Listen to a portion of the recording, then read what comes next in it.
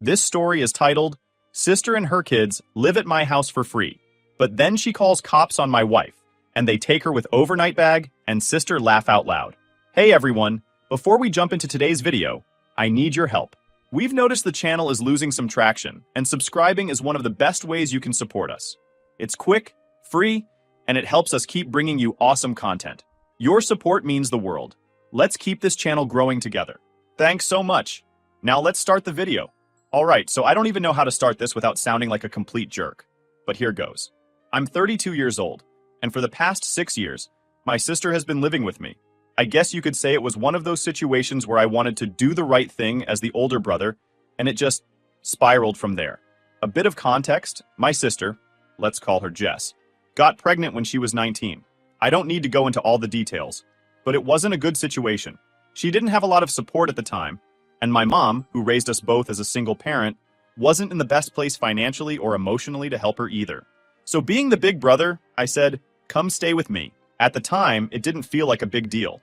I had just bought a small house. Nothing fancy, just a 3-bedroom, 1-bath kind of place. But it was mine. I had saved up for years to get that house, and I was proud of it.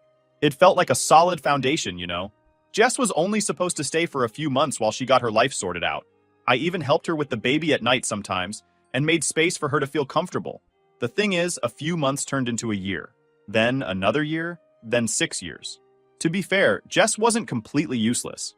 She kept her area of the house clean, mostly, and when her first kid got older, she helped with little things like groceries or cleaning up the shared spaces, but she never paid rent. Not once. I didn't ask her to either, because at first I didn't want to be that guy. I felt bad asking her for money when I knew she was struggling as a single mom. Over the years, though, things got comfortable for her. She had a second kid while living here. Don't ask me about the dad situation because that's a whole other story. And suddenly what started as a place to crash became her entire life. My house was her house. Her boys, my nephews, grew up thinking of it as their home. I guess part of me let it go on because I felt like I owed her something. Jess and I didn't have the easiest childhood. My mom did her best, but we grew up pretty broke. And I always promised myself I'd be better. That I'd be the kind of guy who helped his family when they needed it. And honestly, I like my nephews. They're good kids, even if they're loud as hell and constantly making messes in the yard. Then, about 4 years ago, I met Amy. She's now my wife, and honestly, she's amazing. We clicked right away, and she's been nothing but understanding about the whole Jess situation. For the first couple of years, Amy didn't say much about my sister living here. She'd make little comments sometimes, like, when do you think Jess will get her own place? But she was patient because she knew it was complicated. Things started to change when Amy moved in last year. I mean, I get it. It's not easy to move into a house where another woman and her 2 kids are already living. Jess and Amy were civil at first, but there was always this unspoken tension. Amy felt like she couldn't make the house hers because Jess had already staked out her little territory. So here's where things started to go sideways. Amy has always been into gardening. It's her thing. She grew up helping her grandma in the garden and has always talked about how much peace it brings her. For the last year, since moving in, she's been itching to start her own little project. One night a few weeks ago, after dinner, we were sitting around talking about the house. Amy brought up how she wanted to tear up part of the front yard and plant a garden that would bloom in the spring. She already had this whole vision: flowers, some small shrubs, and even a little bench where we could sit together. Honestly, it sounded nice. Our yard is nothing special. It's just grass and a couple of sad bushes. I figured a garden would make the place look better, and since Amy was so excited about it, I didn't see a reason to say no. We talked about hiring contractors to do the initial work, tearing up the grass, prepping the soil, and laying out the space. Amy wanted to take a few days off work to supervise and make sure it was done exactly how she pictured it. I thought it was a solid plan and told her to go for it. Now here's the thing. In hindsight, I totally get where I screwed up. I should have told Jess about the plan. I mean, yes, it's my house, and I don't technically owe her an explanation for what I do with it. But at the same time, Jess has been living here for 6 years, and her kids do play in that part of the yard all the time. Even if it's not her space in the legal sense, it's been a part of her daily routine for so long that I probably should have given her a heads up. The problem is that Amy and I have such weird schedules that we barely saw Jess that week. She's usually around during the day when I'm at work, and by the time I get home, the boys are in bed, and Jess is winding down. I didn't think it was urgent to mention the garden because I honestly thought she wouldn't care that much. Looking back, that was a dumb assumption. So fast forward to the day the contractors were scheduled to come. Amy had taken the day off to handle it. I was at work, like usual, and I had no idea what was about to go down. The contractors showed up bright and early and started ripping up the front yard. Amy was out there with them, making sure everything was being done right. From what Amy told me later, it was fine at first. She said good morning to Jess, who barely looked at her, and then went about her business. But then Jess noticed what was actually happening. She saw the workers tearing up the grass where her kids play every day, and apparently she lost it. Amy told me the yelling started out of nowhere. Jess came storming out of the house in her pajamas, demanding to know what was going on. She accused Amy of ruining the yard and taking away the only place her kids have to play. Amy tried to explain that she and I had already discussed it, but Jess wasn't having it. From what Amy described, Jess was screaming. She started yelling at the contractors to stop their work and told them they didn't have permission to touch anything. Amy stepped in and said, "Actually, you don't get to make that call. This is our house." Jess fired back with something like, "I've lived here for 6 years. It's my home too, and you don't get to come in here and tear it apart." At that point, things got really out of hand. Apparently our neighbor, let's call her Karen, because, well, you'll see, heard the yelling and decided to insert herself into the situation. Karen and Jess are pretty friendly. Her kids play with my nephews sometimes, and they've bonded over being single moms. From what Amy told me later, Karen came over and immediately took Jess's side, asking Amy what the workers were doing and why Jess didn't know about it. Amy tried to stay calm, but Karen wasn't listening. She ended up calling the police. Yeah, the police. I still can't believe it when I think about it. Karen called 911 and said there were unauthorized workers on the property tearing up the yard. She claimed Amy wasn't allowed to make changes because the owner wasn't home. The cops showed up pretty quickly, because I guess in a quiet neighborhood like ours, they have nothing better to do. And things got even more ridiculous. Amy tried to explain that she did have permission because this is her home too, and we're married. But because I wasn't there to confirm anything, the cops told Amy she needed to leave for the night. They let her grab an overnight bag, and then they literally escorted her out of our house. When I found out about all this, I was at work and completely unreachable. I work in a warehouse, so I don't have my phone on me during shifts. I didn't even know any of this had happened until I checked my phone on break and saw about a dozen missed calls from Amy. I felt like an absolute idiot. I left work early, jumped in my car, and spent the whole hour-long drive home just trying to process what the hell was happening. When I got home that night, I felt like my brain was short-circuiting. I walked into the house, and the first thing I saw was Jess sitting on the couch, completely calm, scrolling through her phone like nothing had happened. Meanwhile, Amy wasn't even there. My wife, had been kicked out of her own home, and my sister was acting like she was the victim. "Where's Amy?" I asked, trying to keep my voice steady. Jess looked up, all innocent. "She left," she said, like it was the most obvious thing in the world. The cops told her she had to. Her tone set me off immediately. I wasn't yelling yet, but I was close. "Why did you call the police on her, Jess? What the hell is going on here?" That's when she jumped into her story, all defensive. According to her, she had no choice. Amy and the workers were tearing up her kids' play space without telling her, and she had to do something about it. She kept talking about how she's lived here for 6 years, and how Amy came in and started changing everything without even respecting her. "You don't get it," Jess said. "This has been my home too for years.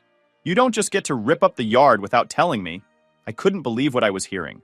My sister, who's lived here rent-free, who I've supported for years, was talking like she had some kind of equal ownership over my house.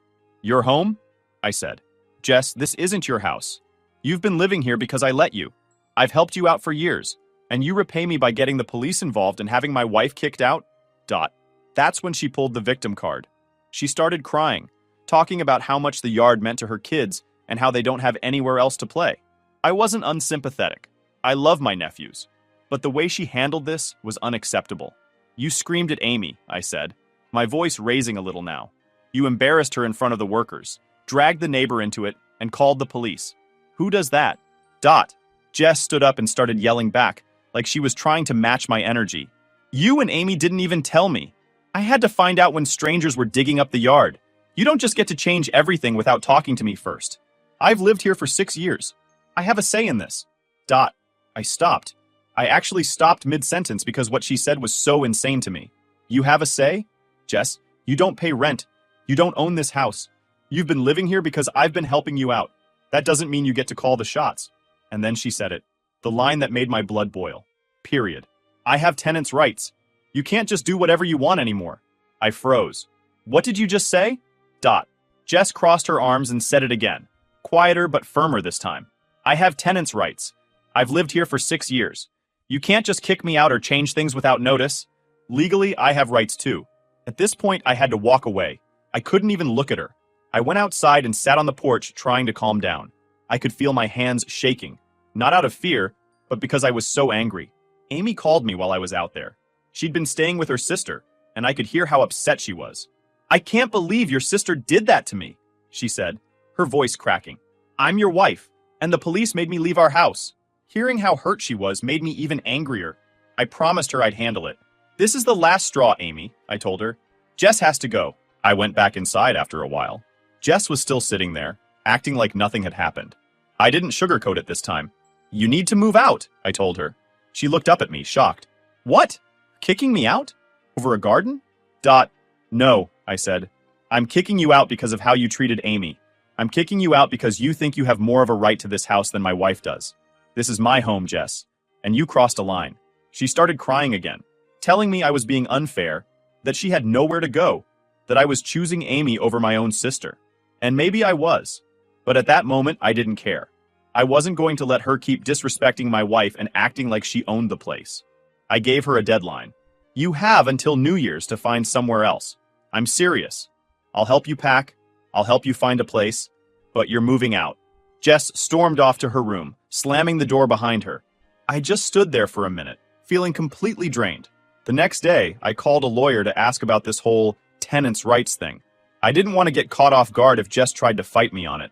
The lawyer said that Jess might technically have some residency rights because she's been living there for so long. But since there's no lease and she's never paid rent, it would be easy enough to evict her. I just needed to give her proper notice in writing. So that's exactly what I did. I wrote up a formal notice, printed it out, and handed it to Jess that evening. You're really doing this? She asked me, tears in her eyes. Yes, I said. It's time, Jess. I felt bad. Of course I did. She's my sister, and I love her. But this wasn't just about the yard anymore. It was about respect, boundaries, and the fact that I needed to put my wife first. That night, I texted Amy and told her everything. She came home the next morning, and when I saw how relieved she looked to be back in her own house, I knew I was doing the right thing. Jess didn't talk to either of us for the rest of the week. She stayed in her room or took the boys to her friend's house. I didn't push her, but I also didn't back down. For the first time in 6 years, I felt like I was taking back control of my home. The next few days were tense as hell. Jess didn't say a word to me, and the house felt like a war zone. She kept to her room with the boys, only coming out when she had to, probably hoping I'd change my mind if she just laid low. Amy was back home, but she was still pissed. She didn't deserve any of this. The first night back, she unpacked her overnight bag and sat on the edge of the bed, quiet. I tried to apologize, tried to tell her I was handling it, but she shook her head. I know it's not your fault, she said, but your sister humiliated me in my own home. Our home. You have to fix this. She wasn't wrong. The next morning, the neighbor, Karen, decided to stir the pot even more. I was outside grabbing the mail when she came walking over like nothing had happened. She had that fake smile plastered on her face, the one people wear when they're about to say something condescending. Hey, I just wanted to check in on Jess, Karen said, leaning against the mailbox like she owned the place. She told me everything that happened, and I just feel terrible for her. It's not easy for single moms, you know? I stared at her for a second, trying to keep my cool. Karen, I'm going to stop you right there. This isn't your business. What happened here is between me, my wife, and my sister. Karen blinked, like she couldn't believe I'd actually said it. Well, I'm just looking out for her. And you know, she does have rights, legally. She's lived here for... Stop! I cut her off. You called the police on my wife, Karen. Do you have any idea how messed up that is? Amy lives here. She's my wife. You had no right to get involved. Karen raised her hands defensively. I didn't know she was authorized to make those changes. That's exactly the point, I shot back. It's not your problem. You don't live here, and you don't get to decide what happens on my property. At that, her smile vanished, and she got this sour look on her face. Well, I guess I'll stay out of it then, she said, her voice dripping with attitude. But just so you know, Jess doesn't deserve to be thrown out over a garden. I didn't bother responding. I turned around, went back inside, and locked the door behind me. I was done being polite. Later that afternoon, I sat Jess down for another conversation because clearly she still didn't get it. I found her in the living room, folding laundry while the boys played video games. I could tell she was avoiding me, but I wasn't going to let this drag out any longer. "Jess," I said, sitting across from her. "We need to talk." She didn't look up. "I already know what you're going to say." "Good," I replied. "Then this won't take long." I handed her the formal written notice I had printed out earlier. It was basically a repeat of what I'd said before. She had 60 days to move out, and I would help her find a place if she needed it. Jess finally looked up at me, her face red. "You're really serious about this?" "Yes, I am." She let out this bitter laugh. "Unbelievable. You're really throwing me and my kids out over some stupid grass. Do you even hear yourself?" "This isn't about the grass, Jess," I said, trying to stay calm. "This is about how you handled the situation. You screamed at Amy. You embarrassed her. And then you let the neighbor get involved and called the cops. You crossed a line, and you know it." She shook her head, tears in her eyes. "Where are we supposed to go? Huh? You think it's easy finding a place when you've got 2 kids and no money? You promised you'd always be there for me. And that hurt. I won't lie. It hit me hard because it's true. I did promise I'd be there for her. But 6 years is a long time, and I realized that my help had turned into something toxic. I had given her a crutch, and now she expected me to carry her forever. "I have been there for you," I said quietly. "For 6 years, Jess. I've given you a place to live. I've helped with the boys, and I never asked for anything in return. But it's time for you to figure things out. You can't live here forever." She didn't say anything. She just sat there, crying softly. For a second, I almost felt guilty. Almost. But then I remembered how Amy had looked when she came home. How humiliated she'd felt when the police made her leave her own house. That's when I knew I was doing the right thing. That night, Amy and I sat on the couch and talked about everything. I told her about Karen's little visit and how I'd shut her down. I also told her about Jess crying and how hard it was to stick to my decision. Amy put her hand on mine. "I know it's hard," she said, "but you're doing the right thing. I love you, but I can't live in a house where your sister treats me like I don't belong. This is our home, and she needs to respect that." She was right. Over the next few days, Jess started coming out of her room more, but we didn't talk much. She avoided Amy completely, which was probably for the best. I heard her on the phone with some friends a couple of times, and I think she's trying to figure out where she's going to go. I even overheard her talking to Karen once, complaining about how heartless I was being. I didn't care. I was sticking to my guns. The neighbor issue was the final straw for me. I made it clear to Karen, through a text, that she was no longer welcome on my property. I told her that if she came over again, I'd consider it trespassing and would call the police myself. She didn't reply, but I haven't seen her since. Good riddance. As for Jess, the tension is still thick. She's quiet and the house feels awkward, but I'm counting down the days. I gave her 60 days to move out, and I meant it. I love my sister, but this is my home. Amy and I deserve to live here in peace. At this point, I was sticking to my guns. Jess had her 60-day notice in writing, and Amy and I were trying to move forward with as little drama as possible. But because nothing in this situation could ever be easy, Jess decided to push back. A few days after I handed her the notice, she dropped a bomb on me. She'd been talking to a friend of hers, and apparently, that friend knew someone who worked in law, whatever the hell that meant. Jess sat me down and told me, very smugly, that she wasn't going anywhere unless I followed the proper eviction process. "You can't just hand me a piece of paper and expect me to pack up my kids and leave," she said, crossing her arms. "I've looked into it. I have rights." I tried to stay calm. "Jess, what are you even talking about? You're living here for free. There's no lease, no rent payments, nothing. I gave you 60 days out of courtesy." She shook her head. "Doesn't matter. I've been here for over 6 years. That makes me a tenant. Legally, you have to file for eviction. You can't just kick me out because your wife doesn't like me." I couldn't believe this was happening. My sister, who I'd taken in for free, supported, and given a home to, was now talking about tenants' rights like she'd been some kind of paying renter this whole time.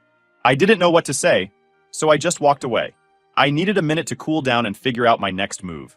The next day, I called my lawyer again. I explained what Jess had said and asked if she was right. Turns out, in a lot of places, someone who's lived in a house for a long time, even if they don't pay rent, can establish residency rights. It's a gray area, but technically, I would need to go through a formal eviction process to get her out if she refused to leave voluntarily. "You're kidding me," I said to the lawyer. He wasn't kidding. He told me the good news was that Jess didn't have much of a legal leg to stand on, since there's no lease agreement or rental payments. But the bad news was that the formal process would take longer than I'd like. I couldn't just change the locks and throw her stuff out. That would be illegal. I had to do this by the book. So that's what I decided to do. The next evening, I sat Jess down again, this time with a printout of the legal eviction notice I'd filed. I explained to her, calmly but firmly, that I wasn't backing down. She was leaving. I was giving her the time required by law, and I would help her pack and find resources for single moms if she needed them. But this wasn't up for debate. She scoffed at me. You'd really go through all this? Legal eviction? Against your own sister? Jess, you made this choice when you called the police on my wife and refused to take responsibility for it, I said. I'm not the bad guy here. You're the one who crossed a line. I've been more than generous with you, and you know it. She didn't respond. She just glared at me like I was the devil and stormed off again. For the next couple of weeks, the house felt unbearable. Amy and I tried to keep to ourselves as much as possible, but there was this constant tension in the air. Jess would barely look at us, but I'd hear her on the phone at night talking to friends about how cruel I was being. One day, she muttered loud enough for me to hear, I guess family doesn't mean anything anymore. It stung. I'm not going to lie, it really hurt hearing her say that. I started second-guessing myself. Was I being too harsh? Was I really the bad guy for kicking out my sister and her kids? But then I'd think about Amy, about how she had to pack an overnight bag and leave her own house because of Jess's outburst, and I'd remember why I was doing this. This wasn't just about a garden anymore. It was about respect and boundaries. Two things Jess clearly didn't understand. Amy, to her credit, was incredibly patient during all of this. I think part of her knew how hard it was for me to kick my sister out, even if it was the right thing to do. One night, we were sitting on the couch, and I just let out this huge sigh. I feel like the worst brother in the world, I admitted. Amy turned to me and grabbed my hand. You're not. You gave Jess 6 years of your life. You helped her when no one else would. But it's not your responsibility to carry her forever. And it's not fair for her to treat you like this. Or me. She was right, and I knew it. But that didn't make it easier. As the weeks ticked by, Jess didn't make any real effort to pack or look for a new place. I knew she was dragging her feet, hoping I'd cave and let her stay.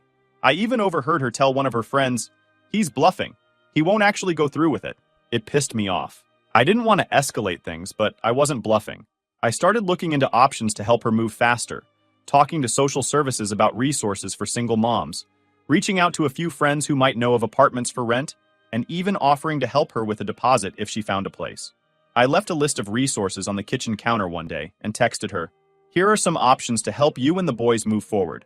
I'm serious about the deadline, Jess. She didn't reply, but I noticed later that the list was gone. By the end of the month, things were starting to shift. Jess finally started packing up small things. Clothes, toys, some of her kids' books. I didn't say anything about it. I figured if she was finally coming to terms with leaving, I'd give her space. One evening, she actually came into the living room while Amy and I were watching TV. She stood there awkwardly for a minute before speaking. Are you really okay with this? Me leaving like this? I looked at her, and for the first time in weeks, I felt something other than anger. I felt tired. Jess, I love you. You're my sister. But this can't keep going on. It's time for you to start fresh and figure things out on your own. I'll help you as much as I can, but you can't live here forever. She didn't argue. She just nodded and walked away. By the time we hit the 60-day mark, Jess was mostly packed. The boys didn't seem to understand what was happening, which made it harder. But I knew it was the right call. I helped load her boxes into her friend's car on moving day, and when she finally drove off, the house felt quieter than it had in years. I feel bad for my nephews, but my sister's been living here for free for 6 years. I didn't sign up to be their permanent landlord. I guess I just want to know, am I the a-hole for finally telling her to leave?